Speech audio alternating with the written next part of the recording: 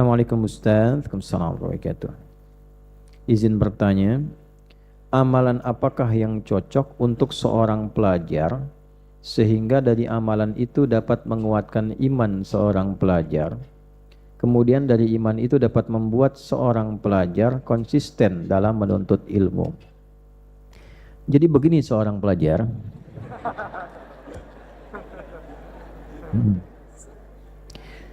Coba seorang pelajar buka kitab Sahih Al-Bukhari.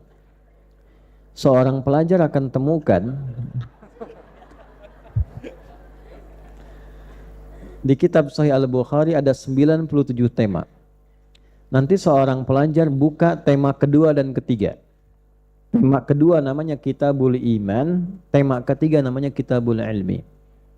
Baik ya? Di Kitabul Iman dijelaskan tentang cara-cara menguatkan iman. Nanti di Kitabul Ilmi dipadukan iman itu untuk menguatkan ilmu. Contoh, saya sebutkan misalnya satu. Al-imanu yazidu wa yantaqis. Yazidu bil-ta'ah wa yantaqisu bil-ma'siyah. Atau kama qala sallallahu alaihi wasallam. Iman itu tipikalnya naik turun. Naik dengan ketaatan, bentuknya amal saleh, turun dengan maksiat. Jadi kalau kita konsisten mengerjakan ketaatan, banyak amal saleh, rajin sholat, dilatih dengan puasa, itu iman naik. Jelas? Tapi kalau terfikir berbuat yang salah, iman turun. Gak bisa berkumpul. Nanti iman ini kalau sudah naik, sholatnya bagus, Qur'annya bagus, imannya naik, iman inilah yang dipakai untuk menuntut ilmu. Maka ketika ilmu dituntut dengan iman, yang lahir cahaya. Ilmunya langsung sampai ke sini. Ini yang dimaksud Imam Waqi' saat memberi nasihat pada Al-Imam Asy-Syafi'i. Kata Al-Imam Asy-Syafi'i, beliau mengatakan, "Syakautu waqi'an an su'i hifdhi, fanasahani an atrukal ma'asi, faqala al-ilmu nurun wa nurullahi la yunzalu ilal 'asi." Aku mengadukan akan kurang bagusnya hafalanku pada guruku Imam Waqi'. Hafalanku hari ini buruk sekali. Aku pengen ngadu ke Imam Waqi'. Bu, maaf ya, teman-teman Pak. Seburuk-buruknya hafalan Imam Syafi'i itu seperti apa sih? Datang ke Imam Malik, mau ngaji, ditanya, apa yang kamu punya? Saya sudah hafal kitab Anda Al-Muwatta'. Anda bayangkan, anak kecil muda menjelang muda itu udah hafal Al-Muwatta' ribuan hadis. Terus mengatakan hafalan saya kurang bagus nih. Apa kata gurunya? Anakku, al-ilmu nurun. Ilmu sejati itu cahaya. Wa nurullahi, sedangkan cahaya Allah itu. Nah, ilmu sejati itu cahaya dari Allah. Kapan ilmu jadi cahaya dari Allah? Ketika kita beriman pada Allah. Makanya Allah punya sifat al-alim, an-nur. Jadi ilmu itu akan jadi nur, diberikan nur oleh Allah, nurul ilmi, diberikan ilmu yang bercahaya pada jiwanya. Ketika apa? Ketika jiwa ini bersih. La yunzalu ilal 'asi, tidak diberikan pada pelaku maksiat. Jadi kesimpulan pertama, hendaknya seorang pelajar tadi yang bertanya memperbanyak ketaatan pada Allah, rajin sholat, khususnya tahajud ya. Ya, penuntut ilmu yang baik jangan tinggalkan tahajud ya. Tahajud malam, tahajud. Itu sudah riset. Ya.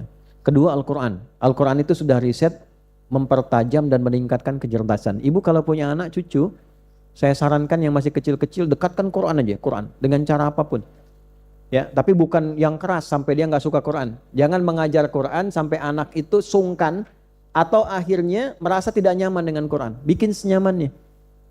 Ya, dengan media apa yang membuat nyaman, yang sesuai syariat. Mukallah. Jelas? Nanti akan berbeda. Kami terapkan di sekolah. Saya bicara ini karena saya pendidik. Allah. Saya ngajar di sekolah, anak-anak dikasih Quran dulu.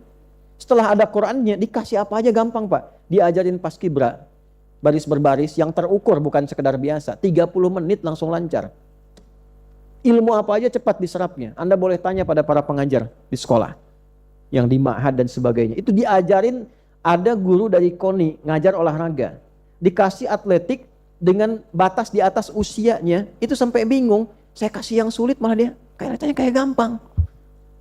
Karena Al-Quran cepat pahamnya itu cepat. Ini mereka masih TK, ikut kompetisi futsal, nggak pernah main bola. Saya cuma kasih tahu, kamu yang di sini namanya kiper, boleh pakai tangan, kalian pakai kaki, tendang sana sebanyak-banyaknya, jangan kemasukan. Masuk final, menang 6-2.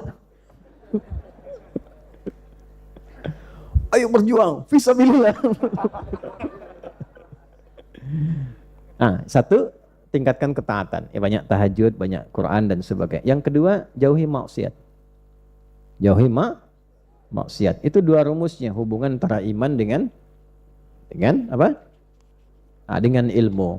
Nanti yang ketiga, cari guru-guru punya sifat yang sama. Guru yang soleh dan pintar. Pintar saja tidak soleh, ilmunya nggak berkah. Yang pintar banyak. Ini kan muridnya pintar-pintar, jadi pejabat, jadi macam-macam. Tapi pintar korupsi juga. Ya, pintar mencuri juga, pintar menipu juga, karena ilmunya tidak berkah. Yang keempat, makan yang halal, minum yang halal, berpakaian yang halal, supaya jadi cahaya. Ya.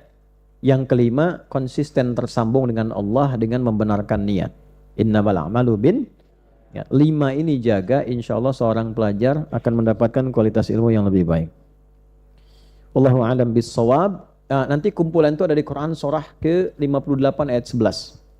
Ya ayyuhalladzina amanu, itu imannya. Idza qila lakum tafassahu fil majalis, itu aspek yang keduanya. Fafsahu yafsahillahu lakum, wa idza qila syuzufan suzu yarfa'illahu alladzina amanu minkum walladzina utul ilma. Itu hubungan antara iman dengan ilmunya. Wallahu a'lam bis-shawab.